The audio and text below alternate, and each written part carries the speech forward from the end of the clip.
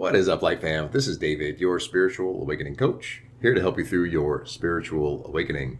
How to get through the dark night of the soul. I know I've made previous videos on this as well as YouTube shorts, but a lot of people are still trying to get through the dark night of the soul. So I figured that we can try to hit how to get through the dark night of the soul from some different angles and different perspectives, and maybe something will stick. That'll be that landing point that you need to get you to the other side of the dark night of the soul, into that new identity, which is more sovereign and free, living life on your terms.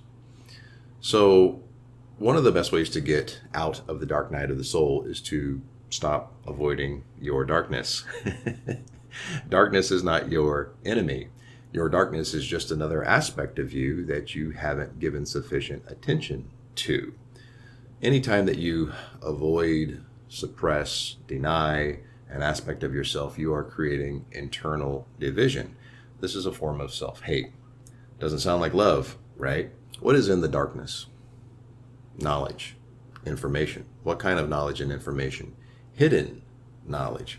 Well, when you go into the darkness and you get that knowledge, now what happens? That knowledge goes into the light. You're illuminating that knowledge. You're able to use it.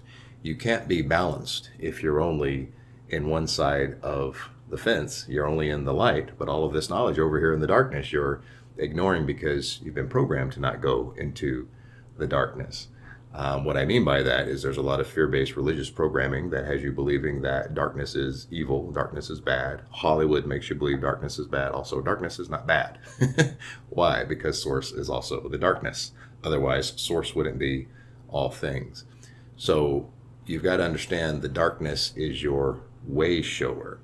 Why? Because it shows you where you're out of alignment with the dominant frequency of love and in alignment with the polar opposite frequency of fear.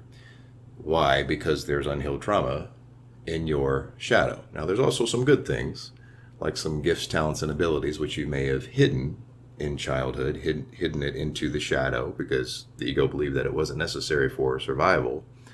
But there's also unhealed trauma, which is in alignment with fear, which is the opposite frequency of expansion, of higher consciousness, of source consciousness.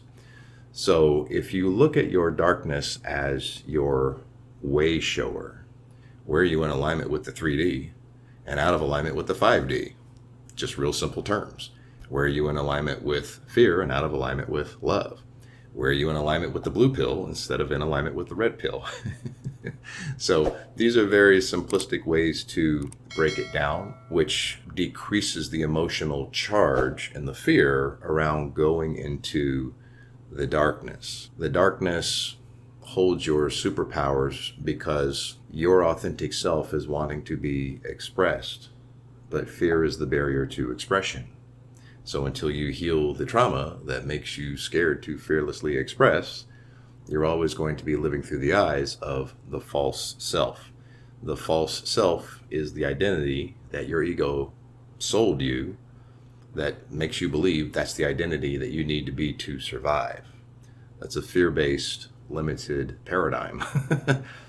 However, when you step into the real you, the sovereign you, the free you, the powerful you, the divine you, the you that understands that you are already perfect, whole, and complete. It's the lies of the ego that makes you believe otherwise. Once you step into that true identity, you fearlessly express your authentic truth because you don't need the approval and validation, feedback from expressing that truth. It just is what it is.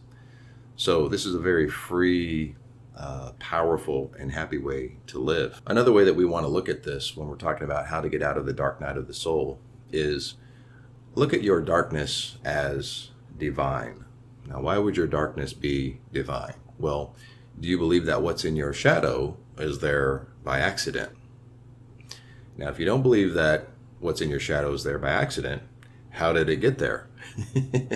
So there's a couple of different theories here. If you come from the school of thought that says you chose the trauma that you would need to heal because the healing of it would allow you to understand your true nature, your true essence as source having a physical experience, But you can't understand that until you live through and heal the opposite of that frequency, which is my personal belief. Or if your belief is your concept of God chose what trauma you were going to have, regardless, that means that that trauma is divine because it's meant for your highest good. So why would you avoid, repress, or deny that? It means that the healing of that trauma is going to get you to a life that you want to live, a life of freedom, fulfillment, love, living life on your terms, fearlessly expressing your authentic truth, living in the moment, not living in anxiety and fear, which is ego. The more you heal your trauma, the more you get out of alignment with ego. So if you look at your shadow as divine, and it would have to be divine, otherwise it would be there by accident, and I don't believe the universe creates on accident. The universe is too intelligent to create on accident. So this means that your trauma is divine. It's there for your highest good. It has a massive lesson and a massive life change and a massive identity change. Once you actually heal it, that identity is in alignment with your greatest version, in alignment with the reason you actually decided to incarnate in the first place. It's in alignment with your life purpose. But you have to heal the trauma to get there first. So your trauma, your shadow, is your biggest way shower. It's your biggest friend.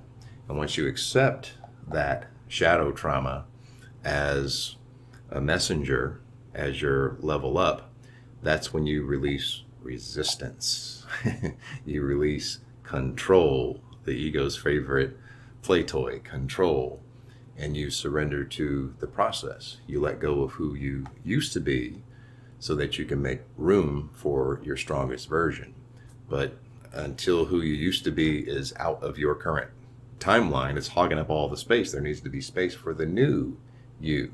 So you have to let go of all the things that no longer serve. Toxic relationships, a job that you hate, a religion that no longer makes sense, believing in the mainstream media, whatever it is. These are separate videos, but whatever it is that no longer serves, all of a sudden you start to find your own truth because you're brave enough to ask the right questions. Fear stops people from thinking critically. Fear stops people from asking the questions that actually empower them. Once you find your power, then you start asking empowering questions, and then your life really changes. I hope this helps. I'm sending love to everyone. Namaste.